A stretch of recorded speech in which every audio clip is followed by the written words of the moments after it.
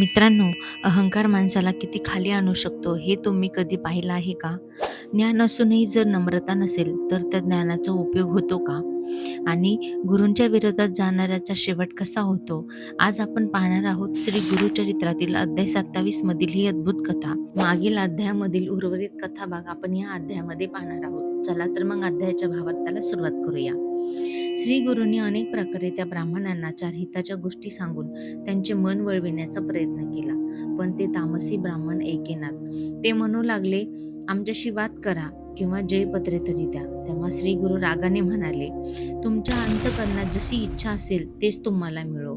ते अहंकारी ब्राह्मण श्री गुरूंचे खरे स्वरूप ओळखू शकले नाहीत. आपला नाश करून घ्यायला ते स्वतः पुढे झाले आणि तेवढ्या श्री गुरूंना दूर वाटेनेच माणूस दिसला. त्यांनी शिष्यांना सांगून त्या माणसाला बोलावून घेतले. श्री गुरूंनी त्या माणसाची विचारपूस केली. तेव्हा श्री गुरूंचे बोलणे ऐकून तो म्हणाला, महाराज, मी मातंग असून या गावाच्या बाहेर राहतो. तुम्ही सर्वांवर कृपा करणारे आहात. आपण बोलवणे पाठवले म्हणून मी आलो. आता आपण माझा उद्धार करा. श्री गुरूंनी आपली अमृतमय दृष्टी त्या मातंगावर टाकली. त्यांनी आपल्या शिष्याच्या हातात एक काठी दिली आणि भूमीवर त्या मातंगापुढे 7 रेषा आखल्या. त्या मातंगाला या रेषातील एक एक रेष ओलांडून तू पुढे ये असे सांगितले.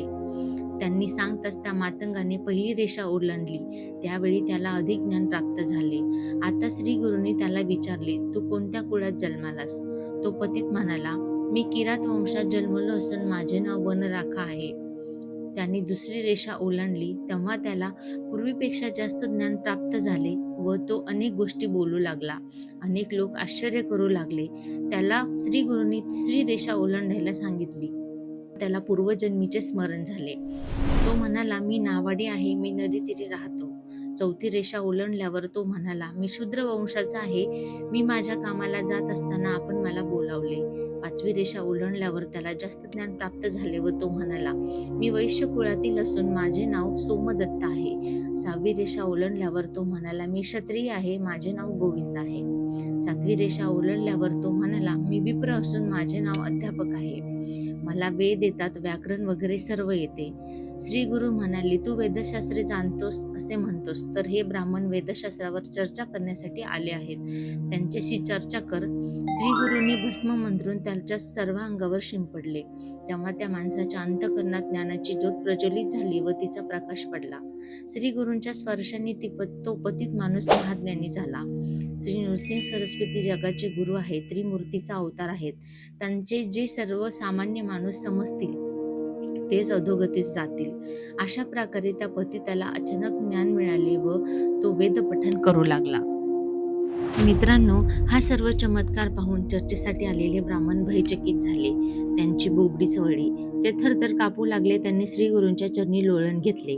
ते श्री गुरूंच्या चरणी मस्तक ठेवून त्यांना वंदन करून म्हणाले, स्वामी, मायेच्या फशी पडून आम्ही अत्यंत तामसी झालो. ब्राह्मणांचा धिक्कार केला. आम्ही आपले अनंत अपराधी आहोत. आम्हाला खूप याचा पश्चाताप आहे. आपण गौरीशंकराचे अवतार आहात. तुम्ही सर्व प्राणीमात्रांवर दया करता, तरी आमचे द्वेष मनावर न घेता आमचा उद्धार करा. ते ब्राह्मण अशा विनवण्या करू लागले. तेव्हा श्री गुरु त्यांना म्हणाले, तुम्ही त्रिविक्रम भारती या महामुनीला त्रास दिला. आणखी बरेच मोठी पापे केली आहेत. ब्राह्मणांचा द्वेष केला आहे. तुमचे कर्म तुम्हालाच भोगावे लागणार आहे. तुम्ही ब्रह्मराक्षस व्हाल. तुमच्या पापाचा निराश झाला नाही तर तुम्हाला पुढे गती नाही. श्री गुरूंचे वचन ऐकून विप्र श्री गुरूंच्या पाया पडून म्हणाले, आमचा भवसागरातून तुम्ही उद्धार करा. श्री गुरु कृपाळू असल्यामुळे त्यांना म्हणाले, तुम्ही 12 वर्ष ब्रह्मराक्षस व्हाल. एका ब्राह्मणाच्या तोंडून शुक्ल नारायण सूक्त ऐकून तुमचा उद्धार होईल. तुम्ही गंगातीरी जाऊन राहा. त्यानंतर ते विप्र गावाबाहेर पडले व गंगातीरी जाताच हृदय शुक्लाने त्यांचे प्राण गेले व ते ब्रह्मराक्षस झाले. 7 रेषा ओलांडून पूर्वजन्मीची स्मृती जागृत झालेला तो मातंग आता विप्रत्व पावला होता. श्री गुरूंना वंदन करून आपल्या पूर्वजन्मीच्या कोणत्या दुष्कर्मामुळे आपण हीन जातीत गेलो ते विचारले. आपला उद्धार करा अशी त्यांनी श्री गुरूंना प्रार्थना केली. व या ठिकाणी गुरुचरित्रातील 27व्या अध्यायाचा भावार्थ पूर्ण झाला. आजच्या काळात आपल्याकडे माहिती, शिक्षण आणि कौशल्याची कमी नाही, पण एक गोष्ट हळूहळू हरवत चालली आहे, ती म्हणजे नम्रता.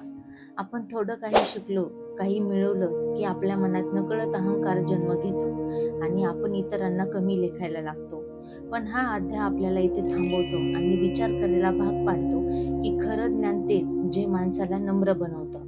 कारण अहंकार माणसाला काही काळ उंच नेतो, पण शेवटी एकटं आणि रिकामं करून सोडतो. आणि नम्रता ती आपल्याला लोकांच्या हृदयात स्थान देते आणि गुरूंच्या कृपेने दरवाजा उघडते. म्हणूनच ज्ञान मिळवा, पण त्यासोबत नम्रताही ठेवा, कारण नम्रतेशिवाय आपले ज्ञान अपूर्ण आहे.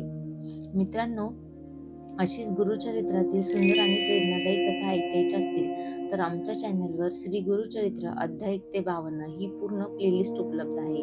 ती नक्की पहा आणि पुढील अध्यायाचे अपडेट मिळवण्यासाठी बेल आयकॉन दाबायला विसरू नका, कारण तुमचा पाठिंबाच आम्हाला पुढे जाण्याची प्रेरणा देतो. तेव्हा पुन्हा भेटूया अशाच एका प्रेरणादायी कथेसोबत पुढील अध्यायामध्ये. तोपर्यंत श्री स्वामी समर्थ.